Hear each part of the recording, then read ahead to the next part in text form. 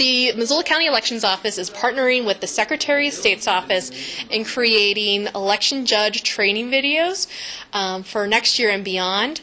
The training videos will be a great resource, not only for election judge training, but for if anybody needs to go and reference how a procedure works or how a certain process, and it also just gives general context to how the process works.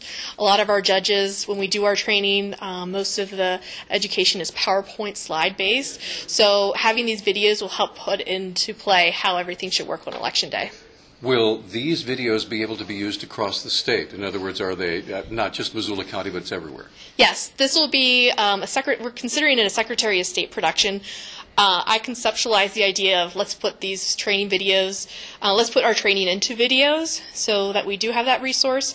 And by partnering with the Secretary of State's office, not only does it help other counties, but they're also helping us ensure that we're in compliance with what information that we're putting out there. Now, will this enable you to spend less time and resources doing this every single year over and over? In other words, will it reduce the redundancy? It won't reduce the redundancy because training is required every 2 years. However, it will help with the education and build a greater foundation for our election judges of how procedures go on Election Day. We're going through a variety of different scenarios of how primary elections work, how to handle provisional voters, just how the overall voting process works. We're providing a lot of different video details that can provide better operations on Election Day. And now, Dylan Cato. One of the things that there's been a lot of changes happening in sort of election laws, how these things are conducted, how they have to be done. Is that part of these videos, is to try and codify a lot of the new changes that have kind of come into effect? Well, we're definitely doing our video training after the legislature has wrapped.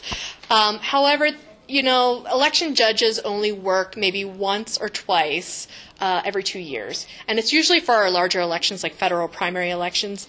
And since our county has to conduct training for between 700 and 800 election judges in February, long before any election comes along, these videos will help provide a refresher, help them go through that they can refer to these before an election, on Election Day. They can pull it up on their smartphone. So it's just a general guidance of trying to put all that information, what a provisional ballot is, what a provisional voter is, and just the walkthrough of the process.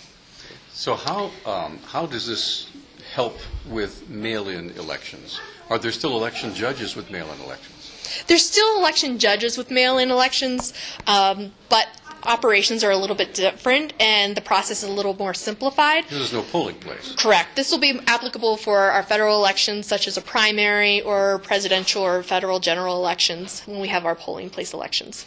So Rebecca, tell me what you've covered so far and how many videos are you producing? We're looking at about a dozen videos. We've maybe have covered so far today about 5 or 6, and the videos that we've captured so far have been what each position at the polling place is on Election Day. Then we've gone through a couple different scenarios like the provisional ballot process or a provisional voter, and we've gone through a bird's eye view of the voting process so that our election judges can have some understanding of how the process works. We are going to go into how to issue replacement ballots next and some other areas that we see can be troublesome areas on Election Day, just to try to help with that training.